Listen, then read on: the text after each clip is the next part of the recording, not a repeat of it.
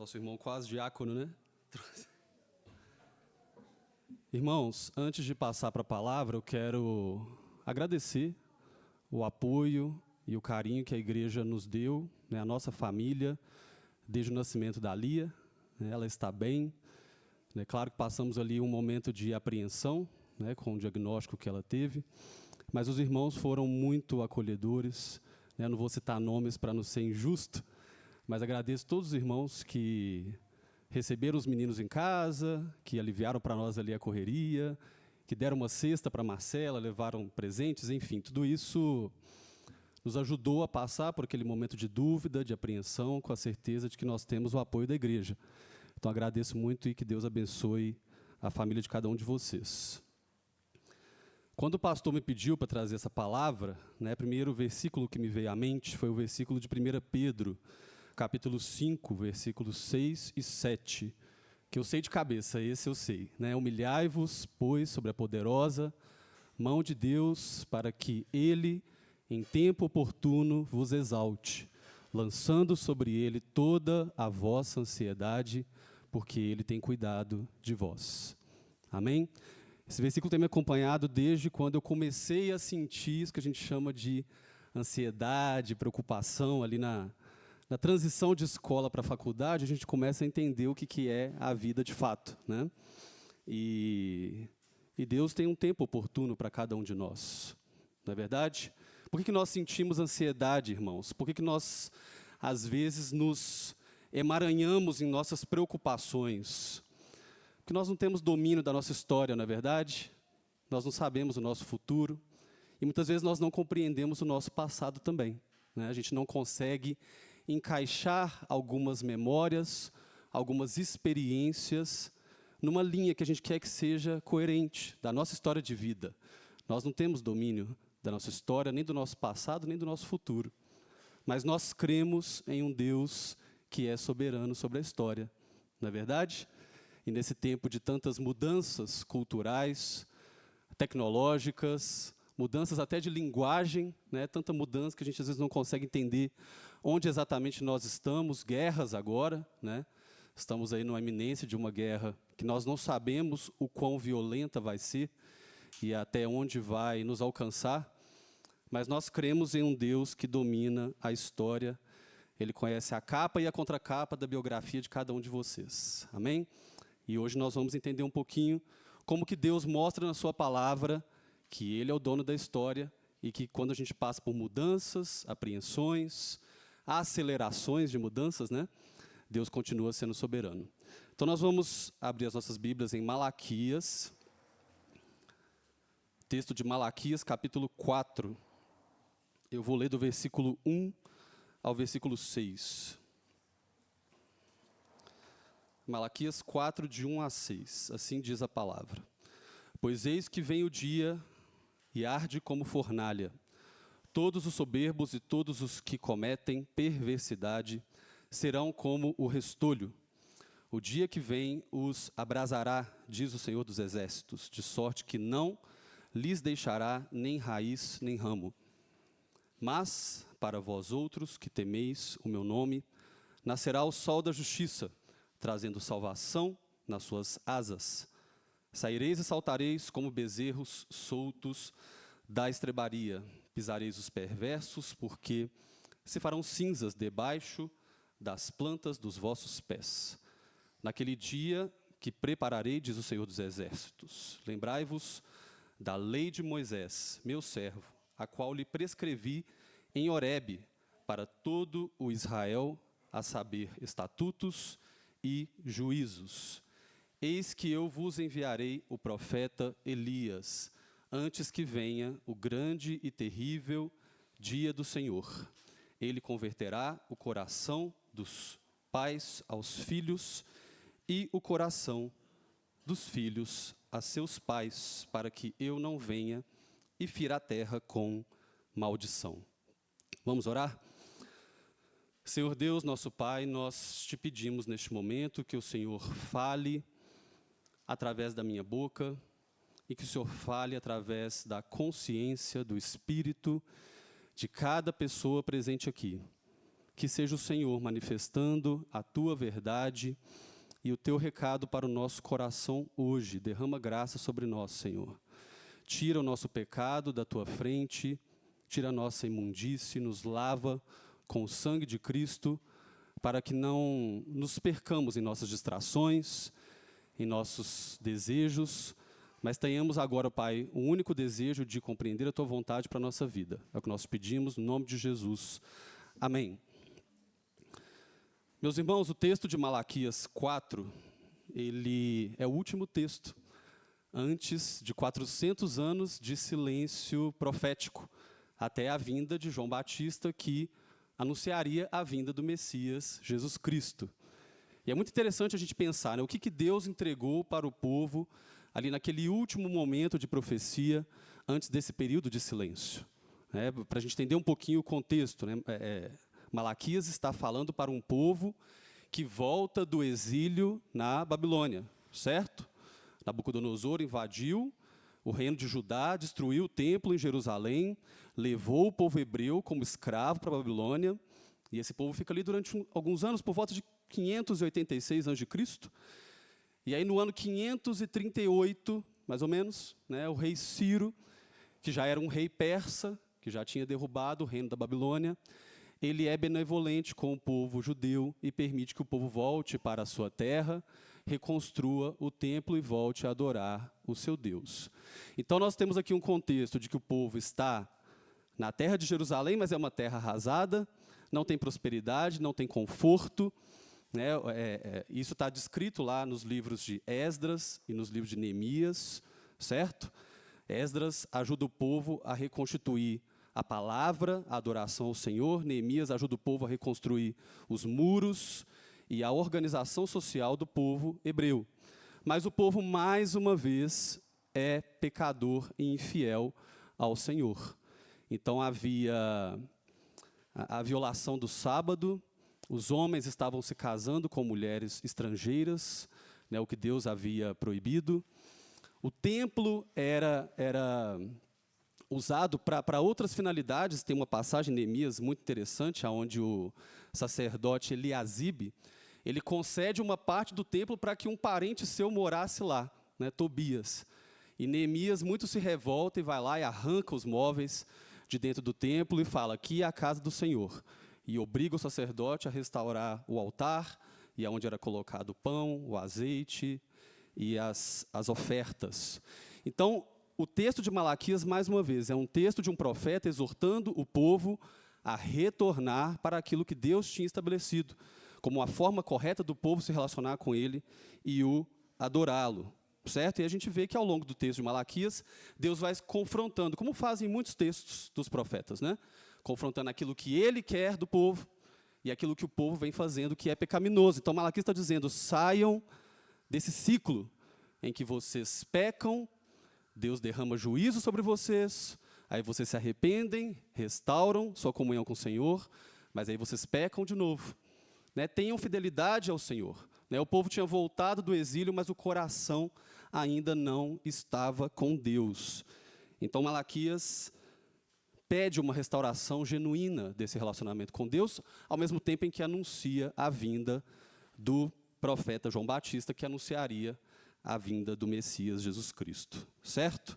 Então, quando a gente olha para o texto de Malaquias 4, né, a gente pode dividir ele mais ou menos em 3 partes. Né, do versículo 1 ao 3, nós temos um resumo desta anunciação profética. Né, o versículo 1, Deus derramaria fogo sobre os soberbos e aqueles que cometem perversidade, mas Deus também enviaria o sol nascente, Jesus Cristo, que nos apontaria o caminho de redenção. E no versículo 3, mais uma vez, Deus afirma o seu lugar como juiz, para determinar o destino de justos e o destino de ímpios, certo? No versículo 5 e no versículo 6, a gente tem aí uma revelação mais prática, né, de que de fato viria Elias, ele está chamando de Elias aqui o profeta João Batista, e que ele reconciliaria pais aos filhos, e prestem bastante atenção, porque a ênfase vai ser nesse versículo: ele reconciliaria pais aos filhos e filhos aos pais. para que a terra não sofresse maldição. E o versículo 4 faz então uma ponte entre a primeira e a segunda parte. Guardem a lei de Moisés. A lei seria uma bússola moral e espiritual para que o povo não se perdesse naqueles 400 anos de silêncio profético. Então, a obediência a Deus, a obediência à sua lei, é o que faria a ponte entre o velho e o novo mundo. E os pais, nós pais, nós precisamos garantir a obediência, não é verdade? Nós precisamos garantir que a nova geração seja fiel à lei de Deus. E isso não era exclusividade do ministério de João Batista, reconciliar pais e filhos, ao longo do Velho Testamento. Tem inúmeras passagens onde Deus exorta o povo para que volte à fidelidade dos seus pais, ou para que não seja infiel como os seus pais, inclusive desde Noé, quando Deus derrama o dilúvio sobre a terra, ele preserva uma família, não é verdade? Ele preserva a família de Noé, que deveria passar de geração em geração a palavra e a promessa do Senhor. Por que Deus amaldiçoou a terra com o dilúvio? Porque havia corrupção e havia violência entre os homens. Não é verdade? E nós sabemos que quando as famílias se desintegram, quando as famílias se fragmentam, de fato, os filhos se perdem na formação do seu caráter. Então, com certeza, no tempo do dilúvio, havia fragmentação entre as famílias, havia ausência de pai e de mãe na educação dos filhos. Isso, inclusive, a ciência tem comprovado já bastante, que a criminalidade, que os vícios, muitas vezes, vêm de pais e mães ausentes, ou pais e mães que dão um mau exemplo, Pais criminosos, pais que têm vícios, os filhos, muitas vezes, acabam seguindo o mesmo caminho. Então, nós temos aí, nesse texto de Malaquias, 3 grandes figuras. Nós temos Moisés, como aquele que traz para o povo a lei moral de Deus. Nós temos o profeta, João Batista, aqui chamado de Elias, como aquele que exorta o povo para que retorne a essa lei, para que preserve essa lei no seu coração. E nós temos o pai, pai e mãe, os pais, que devem garantir que os seus filhos guardem a tradição da lei e que confiem na promessa da vinda do Messias. E é exatamente isso que a gente faz, não é verdade? Como pais e mães, a gente educa os nossos filhos na lei moral, a gente ensina o que é certo, o que é errado, eles erram, eles caem, a gente vai lá, corrige eles. Quando eles se sentem frustrados, quando eles se sentem fracassados, a gente vai lá e consola os nossos filhos. A gente promete um futuro de mais maturidade, de mais santidade. Então, esse é o papel de pai e de mãe dentro da família. Garantir que a história dos filhos seja construída dentro da história de Deus. Cumprir a lei e crer na promessa. Então, essa é a primeira aplicação da nossa mensagem aqui nessa manhã. Deus escreve a sua história através do vínculo entre gerações. E a Bíblia tem muitos versículos que afirmam essa verdade. O Salmo 90, versículo 1, Senhor, Tu tens sido o nosso refúgio de geração em geração. Deuteronômio, capítulo 7, versículo 9, saberás, pois, que o Senhor teu Deus é Deus, o Deus fiel que guarda a aliança e a misericórdia até 1000 gerações. Salmo 100, versículo 5, porque o Senhor é bom, a sua misericórdia dura para sempre, de geração em geração, a sua fidelidade. Deus não precisaria usar essa linguagem de gerações para dizer que Ele é o autor da história. Ele pode dizer que Ele é soberano, que Ele é eterno, que Ele é onisciente, onipresente, onipotente. Mas quis Deus ressaltar que Ele constrói a história de época em época, de geração em geração, pais passando para filhos, o testemunho que eles recebem justamente deste Deus verdadeiro. E aí eu não vou abrir o texto de Tito, mas lá em Tito, capítulo 2, existe uma orientação pastoral que deixa isso muito evidente. né? O apóstolo escreve para a igreja como que os idosos deveriam se comportar, como que os adultos deveriam se comportar, mães, mulheres, homens idosos, mulheres adultas e os jovens, justamente porque ele entende que na igreja existe essa hierarquia e existe essa passagem da verdade de geração em geração. E nós podemos ver isso aqui na Abrigo, inclusive, né? Pessoas mais velhas passando sua experiência para pessoas mais jovens, pais trazendo filhos para a igreja. Agora, desde o fechamento do texto bíblico, né? Nós temos a vinda de Cristo, nós temos as cartas às igrejas, né? Temos os Atos dos Apóstolos, as cartas, temos a profecia de Apocalipse, e o texto se fecha. E de lá para cá muita coisa mudou no nosso mundo, não é verdade? O pensamento judaico e grego, o que é geração? Vamos pensar juntos aqui. O que é geração naquele tempo? É fácil da gente entender. A geração é um povo que habita num mesmo lugar, que serve a um mesmo Deus, que segue um mesmo rito de adoração e de vida em comunidade. Certo? A ideia de geração no Velho Testamento, né, e mesmo no Novo Testamento, no todo o período antigo, é essa ideia de estabilidade, de uma comunidade, de uma etnia que se relaciona com um Deus e que vive a sua vida a partir desse eixo religioso. E aí eu pergunto, nós vivemos assim hoje? Temos o mesmo sentido de geração no nosso tempo? É difícil, né? Às vezes, até pensar que os nossos pais, os nossos avós são da mesma geração que nós, é complicado, não é verdade? Porque as coisas estão mudando tão rápido. A gente muda de lugar, a gente muda o nosso modo de falar, né? Eu mesmo lá no consultório, uma coisa que eu percebi de maneira muito evidente, que às vezes foge à psicologia, né? É o quanto os pacientes sofrem, né? E pacientes somos todos nós, né? O quanto nós sofremos porque nós estamos fragmentados da nossa história. Nós não sabemos quem eram os nossos avós ou tataravós, de onde que eles vieram. Às vezes eu recebo um paciente no consultório que a avó era italiana e morava lá na Itália e falava italiano, e ele já mora no Brasil, já fala português. Mas a gente consegue ver o jeito, os gostos, por comidas, por roupas. Às vezes até o modo de pensar segue alguma influência familiar, mas a gente não conhece mais.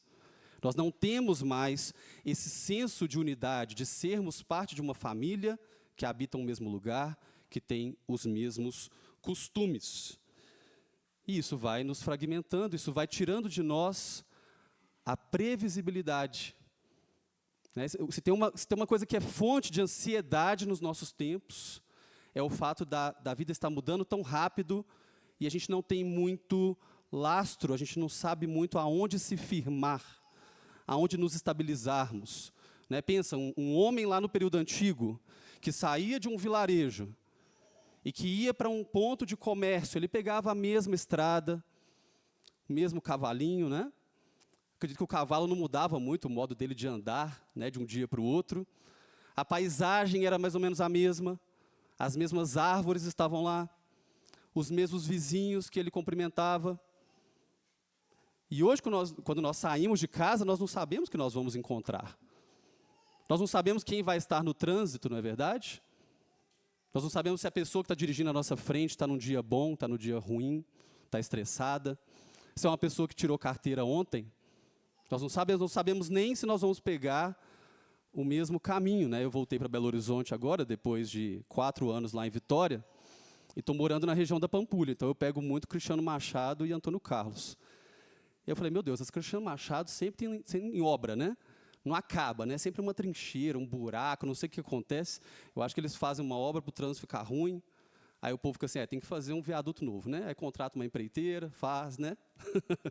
Não sei se é por isso não, mas é estranho, né? Eu que estou em Belo Horizonte já há muitos anos, não fica pronto.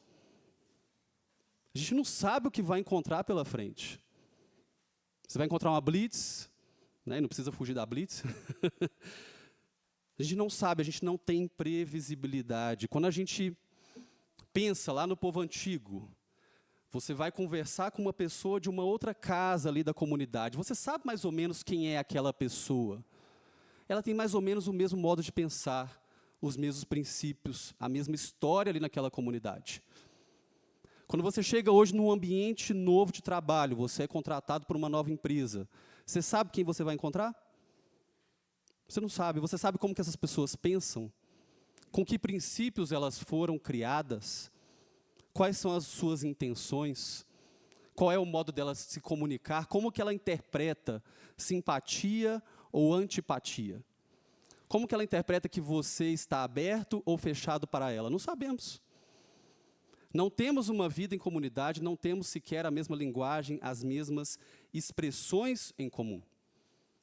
Os povos antigos, eles estruturavam a sua vida a partir da terra, da comunidade, da família e dos ciclos da natureza. Organizavam a vida social através das estações, dos tempos ordenados que o próprio Deus colocou no universo. E hoje tudo que nós fazemos com a nossa tecnologia é tentar transgredir esses ciclos, não é verdade? O sol está se pondo ali por volta das 6, 7 horas da noite, e que hora que a gente vai dormir?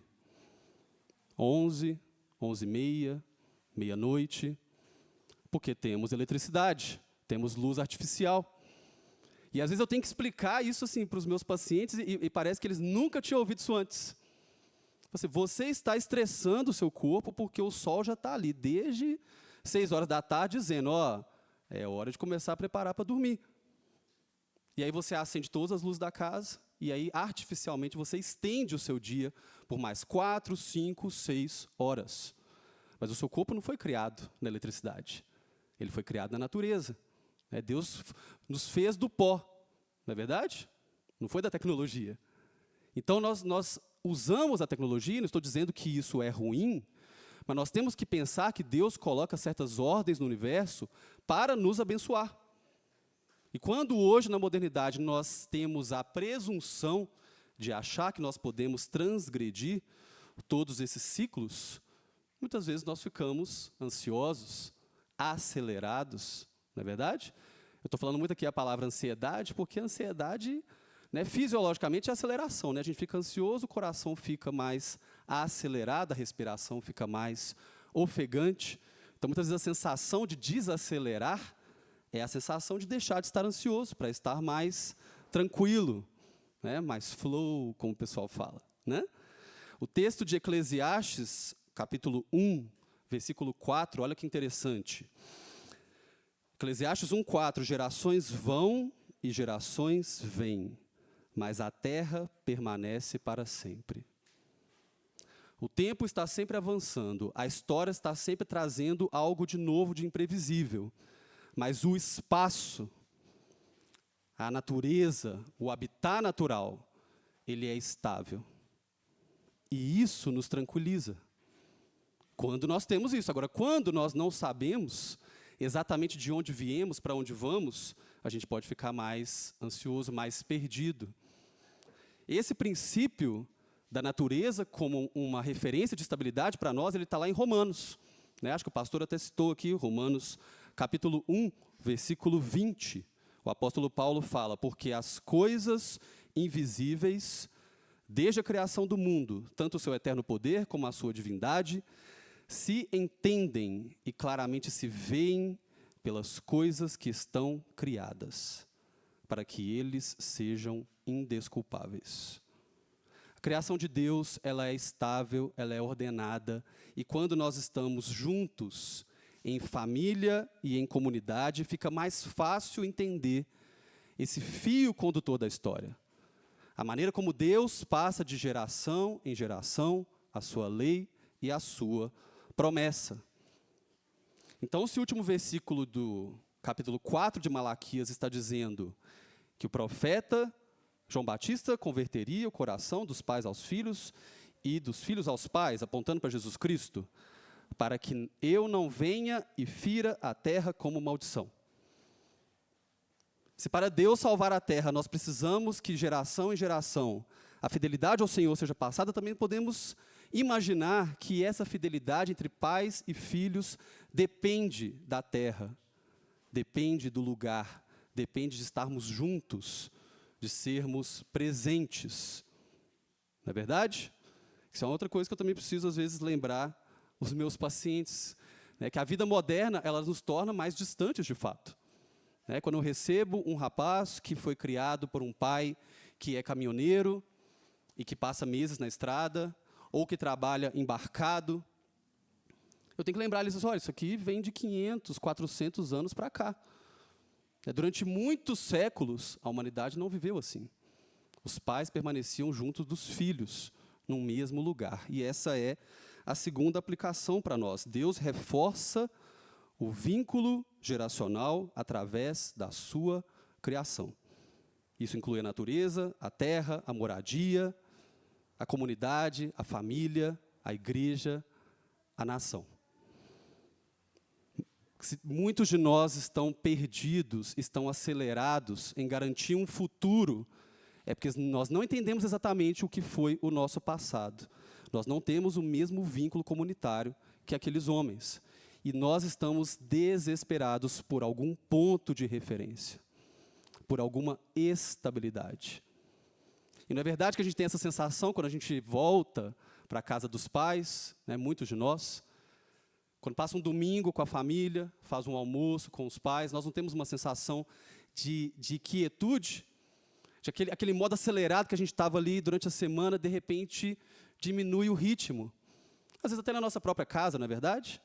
A gente sai do trabalho, da rua, chega em casa, senta no nosso sofá ou na nossa mesa de jantar, pronto. O corpo desacelera, o coração desacelera, a respiração desacelera, porque ali eu sei onde eu estou. Ali eu sei o que esperar. E na natureza, da mesma forma. Né? Por que muito mineiro vai para a praia para relaxar? Porque sentar diante do mar é uma sessão terapêutica, não é verdade? O mar ele é tão estável, o mar ele é tão constante, os movimentos das ondas, a paisagem, aquilo ali nos desacelera. Por quê? Porque é a natureza seguindo o seu próprio ritmo, e não o ritmo dos homens. E já entrando aqui na terceira parte, é engraçado a gente pensar como que essas duas estruturas, a família e a natureza, ao mesmo tempo que são bênçãos de Deus para nós, para nos estabilizar, também podem se tornar ídolos. Não é verdade?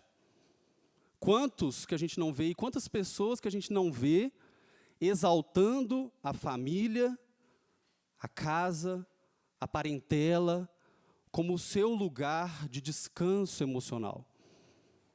Né? Esses dias eu vi até uma artista aí, que não vou citar o nome, mas não é uma pessoa exatamente cristã, está bem longe disso. E aí ela reuniu a família dela e fez um culto na casa dela. Não é uma funkeira. Chamou um pastor, fez ali uma reunião, né, e todo mundo ali junto na sala, cantou, fez uma oração. E aí ela foi lá e postou um textão, falando alguma coisa sobre fé, para no dia seguinte dar os mesmos shows, com as mesmas letras, com as mesmas perversões. Mas a sensação de juntar ali na sala dela tios, primos, irmãos, pais, mesmo não tendo nada de espiritual ali, mesmo sendo uma oração que a gente sabe que é vazia e muitas vezes demoníaca, mas aquela sensação de estar em casa, de estar fazendo um culto, acalma o coração. Até existencialmente tira as preocupações, as ansiedades. E muita gente está fazendo isso na natureza. Eu que trabalhei lá no campus da UFMG durante muitos anos, quantas vezes eu vi os servidores e os alunos indo para o meio da mata, né, a UFMG tem muitas áreas de reserva, né, fazer algum tipo de ritual. Você pensa, um ambiente mais cético, né? Aquele ambiente universitário, que a gente sabe que está tão distante da fé, os temas da espiritualidade não podem entrar ali, mas quando é o Dia Internacional do Índio, ou o Dia Internacional da Consciência Negra, o pessoal vai lá para o meio do mato fazer algum tipo de ritual primitivista, para lembrar um pouco que nós somos seres comunitários, seres criados junto com a natureza de Deus. Sensação de quietude, sensação de estabilidade. O interessante da gente compreender aqui hoje é que não foi só a modernidade que rompeu os nossos vínculos com essas bases. O próprio Jesus Cristo nos convida a não confiar apenas na nossa parentela, apenas na nossa terra, mas confiar nele mesmo. E se fosse preciso deixar pai e mãe, deixar a própria terra, podemos fazer isso confiando de que ele é o ponto de referência, ele é a base a partir da qual toda a nossa história é construída. No Novo Testamento, a aliança que era étnica e que era nacional, ali no Velho Testamento, agora é uma aliança universal e uma aliança espiritual. Texto de Gálatas, capítulo 3, versículo 28. Não há judeu, nem grego, escravo, nem livre, homem ou mulher, pois todos são um em Cristo Jesus. Apocalipse, capítulo 7, versículo 9. Depois disso olhei, e diante de mim estava uma grande multidão que ninguém podia contar, de todas as nações, tribos, povos e línguas, em pé diante do trono do Cordeiro. Meus irmãos, nós fomos libertos das amarras parentais, das amarras ancestrais, das amarras étnicas. Claro que por estarmos ainda nessa terra, essas coisas são bênção de Deus para nós. E ali nós encontramos, sim, estabilidade. Mas não é uma estabilidade tão confiável. Não é verdade? A maldição que Deus derramou em Babel, separando os povos, cada um com a sua língua, cada um indo para uma direção, agora vem na forma de unidade, de reconciliação no Espírito Santo, que é derramado sobre nós ali no Pentecostes, e cada um compreende a mensagem do Evangelho na sua própria língua e adora o mesmo Deus. É nisso que está a nossa rocha, a nossa certeza. E a partir dessa liberdade cultural, dessa liberdade étnica, é que nós cumprimos o ID, que está ali em Mateus, capítulo 16, versículo 15. Ide por todo o mundo e pregai o evangelho a toda criatura. E nós sabemos o quanto isso se estendeu após o final do século XIV, início do século XV, as grandes navegações, como que os cristãos passam, de fato, a viajar pelo mundo e a se integrar em diferentes culturas. Deveriam eles permanecer na sua terra? Deveriam eles permanecer junto aos seus pais e avós? Nós sabemos que não. Nós sabemos que Cristo nos chama a percorrer a terra e anunciar as boas novas. Nós não estamos presos no espaço. Nós já não servimos ao nosso Deus apenas em Jerusalém. Naquilo que não fere o Evangelho, naquilo que respeita os preceitos de Deus, nós podemos absorver diferentes culturas, diferentes costumes, diferentes vestes, diferentes comidas, diferentes línguas. É a isso que Deus nos chama. E eu coloquei o nome do meu filho Pedro por causa do apóstolo Pedro, porque eu achava muito interessante, acho muito interessante, esse percurso que Pedro faz como judeu, de compreender que Deus já não é mais o Deus do povo hebreu. E, na verdade, sempre foi o Deus de toda a terra. Nós sabemos que no Velho Testamento, Deus já chamava estrangeiros para viver no meio do seu povo. Capítulo 10 de Atos, versículos 34 e 35. Veja as palavras de Pedro. Reconheço por verdade que Deus não faz acepção de pessoas, mas que lhe é agradável que aquele em qualquer nação o teme e faz o que é justo. Vocês lembram o contexto desse texto de Atos 10? Pedro estava no alto de uma casa e Deus, o texto é muito interessante, fala que ele foi meio que arrebatado em seus sentidos e Pedro tem uma visão, uma espécie de prato, de vasilha, com pedaços de carnes, de todo tipo de animal, mamíferos, répteis, desce. E Deus pede para que Pedro coma e ele se nega a comer. 3 vezes, mais uma vez, 3 vezes. E quando ele sai daquela visão, haviam ali homens que estavam chamando Pedro para ir à casa de Cornélio, que era um oficial do exército romano. E quando Pedro chega naquele local, o próprio Cornélio pede para que ele manifeste a verdade de Jesus Cristo. Cornélio já era fiel a Deus, já era um homem que adorava a Deus, que dava muitas esmolas, já era um homem bom. Mas ele precisava ouvir as boas novas. E aí Pedro, nesse contexto, manifesta, de fato, Deus chamou homens de toda cultura, de toda língua. Pedro não foi tentado, em algum momento, ficar ali só entre o povo judeu? Não seria mais fácil para Pedro acreditar que Jesus tinha vindo para redimir o povo judeu? Não seria mais fácil para Pedro pensar que eles eram os eleitos, eles eram os santos e todo o resto eram os pagãos? É um raciocínio mais fácil, mas não é o que Deus quer de nós. O próprio Jesus Cristo, em boa medida, ele remove essa base sólida que nós tínhamos até então, da etnia, da parentela, do povo, da comunidade, da família. Os sociólogos hoje, quando eles tentam entender a ideia de geração nos nossos tempos modernos, é até complicado, né? Porque nós já não temos mais esse povo, essa comunidade num mesmo local com os mesmos padrões. Então eles tentam ali identificar, a partir dos anos 20, 30, 40, do século 20 já, né? Eles tentam identificar alguns padrões que caracterizem assim, isso aqui é uma geração, ou aqui houve uma grande mudança, isso aqui é outra geração. Existe uma linha, né, não sei se, acho que todo mundo já ouviu, né? Essa categorização da história do século XX em gerações.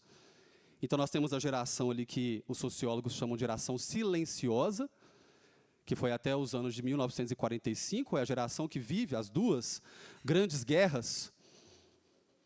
E logo depois da Segunda Guerra Mundial, né, por incrível que pareça, a gente sabe que há um grande período ali de prosperidade econômica, que é a geração de muitos dos nossos avós, a geração dos baby boomers.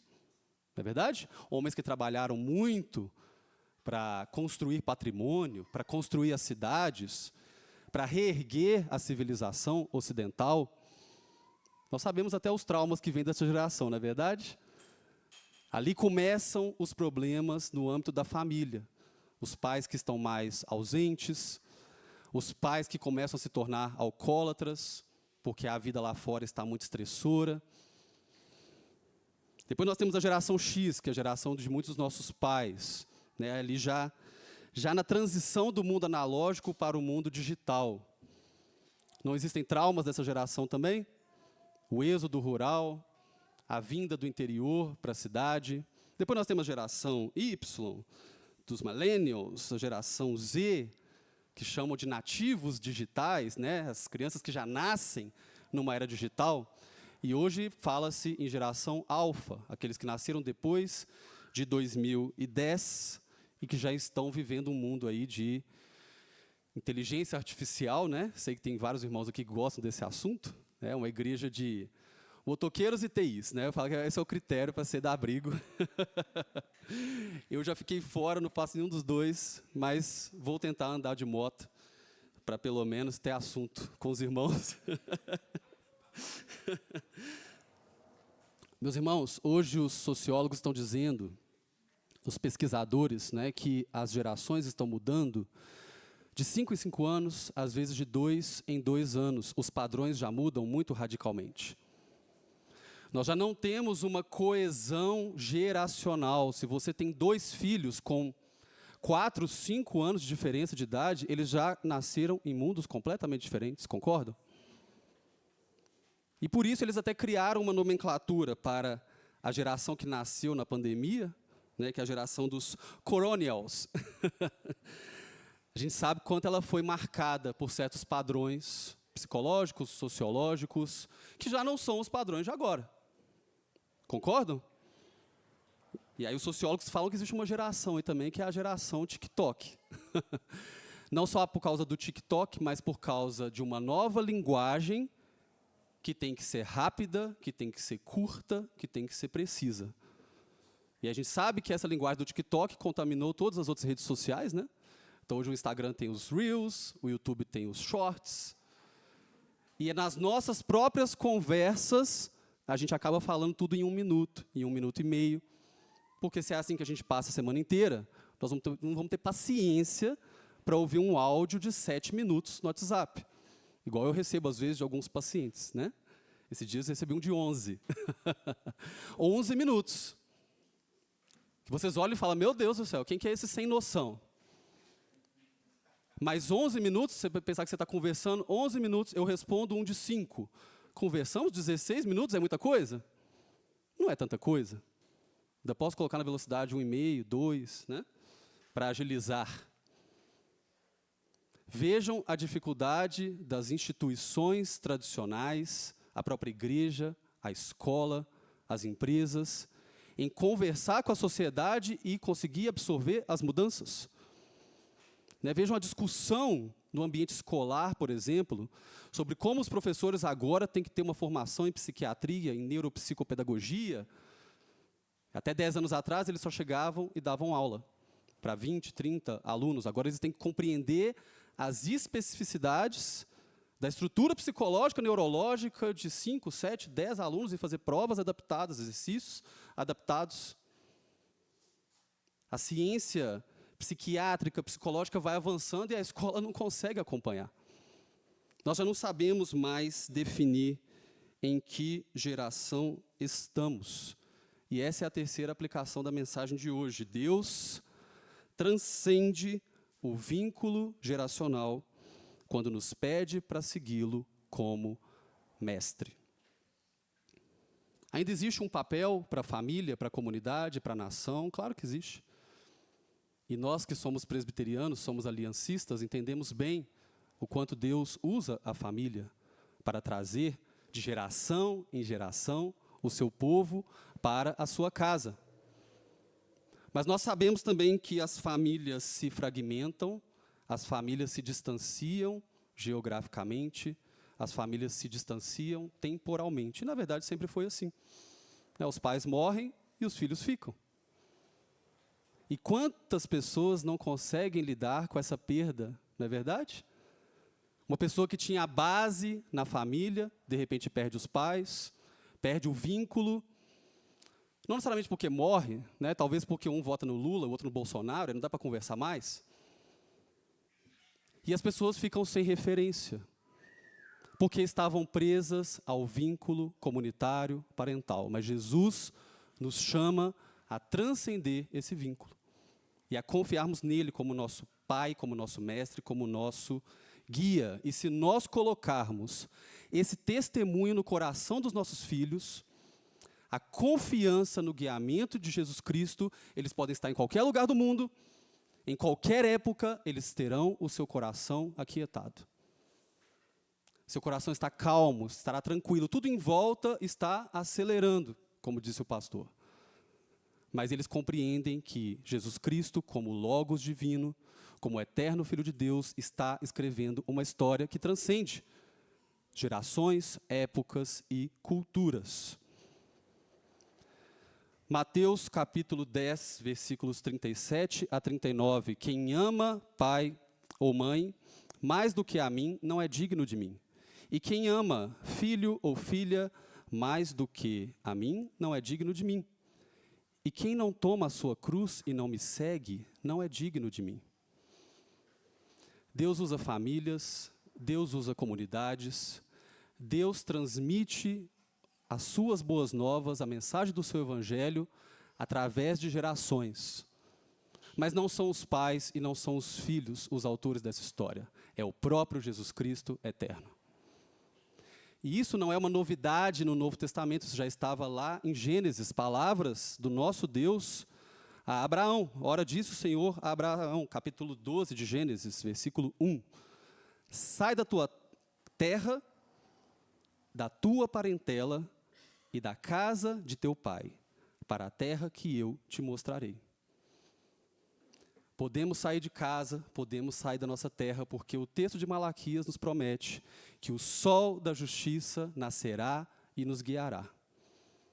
Quem sabe ler o sol não precisa de nenhum outro guia, não é verdade? O sol da justiça nos aponta o caminho. Concluindo, meus irmãos, Deus escreve a história por meio do vínculo entre pais e filhos? Sim. Deus reforça esse vínculo na nossa relação com a natureza, com a sua criação? Sim. Mas Deus transcende esse vínculo quando nos toma pela mão e nos conduz ao nosso Pai Celestial e à cidade celestial. Quando nós nos perdermos nas confusões desse mundo moderno, de vínculos parentais que se quebram, de vínculos étnicos que se quebram, mudanças geográficas, filhos, pais indo para outra cidade, indo para outro país. Quando nós tivermos a sensação de que já não somos uma geração, não somos uma época, não somos um povo, não temos um ponto de referência, não temos um ponto de estabilidade, lembremos da certeza de que Jesus Cristo é o mesmo ontem, hoje e para sempre, como está escrito em Hebreus, capítulo 13, versículo 8. Jesus é quem acalma as nossas ansiedades, Jesus é quem frustra os nossos planos precipitados, e é Ele quem realiza o propósito dEle para a vida de cada um de nós, no tempo oportuno. Não humilhai-vos sob a poderosa mão de Deus, para que Ele, no tempo oportuno, vos exalte, lançando sobre Ele toda a vossa ansiedade, porque Ele tem cuidado de vós. Irmãos, confiem que Jesus Cristo está escrevendo uma história que fará todo sentido e que trará todas as respostas que o seu coração precisa. Mesmo naquilo em que a sua família falhou, mesmo naquilo em que o seu país falhou, que os seus governantes falharam, que os seus amigos falharam, os lugares, as pessoas aonde você sentia estabilidade, eles sempre vão falhar. Mas Jesus Cristo vai alinhavar toda essa história. Amém? Vamos orar. Senhor Deus, mais uma vez nós te agradecemos pela tua palavra, Senhor. Te agradecemos porque o Senhor nos deu o sol da justiça e ele nasce para nós todos os dias e nos aponta o caminho. Obrigado porque o Senhor nos deu família, porque o Senhor nos deu aliança, porque o Senhor nos deu comunidade, o Senhor nos deu igreja, o Senhor nos deu lugar para nos refugiarmos. Mas acima de tudo, Pai, obrigado por Jesus Cristo, porque Ele nos conduz ao Teu colo, Ele nos conduz ao Teu altar, onde nós sacrificamos os nossos próprios projetos, nossas preocupações, nossas ansiedades, nosso medo do futuro, crendo que é o Senhor quem define o nosso destino, o nosso propósito de vida. É o Senhor quem dá sentido às dores, aos sofrimentos, às perdas, às confusões, às fragmentações da nossa vida. Obrigado, Pai, porque o Senhor é um Deus eterno, que conhece a história individual de cada um aqui e que vai juntar todas as peças na cruz de Cristo. Ele, na sua salvação, na sua redenção, irá lavar a nossa vida de todos os seus erros e nos dar uma imensa alegria, porque Ele nos redimiu, porque Ele deu sentido à nossa trajetória nessa terra. Que o Senhor nos dê essa confiança todos os dias, Pai. Que Jesus Cristo escreve a nossa história de geração em geração, através de pais e filhos, através de comunidades, mas acima de tudo através da Tua palavra, que permanece hoje e sempre. Grava ela no nosso coração, nós pedimos em nome de Jesus. Amém.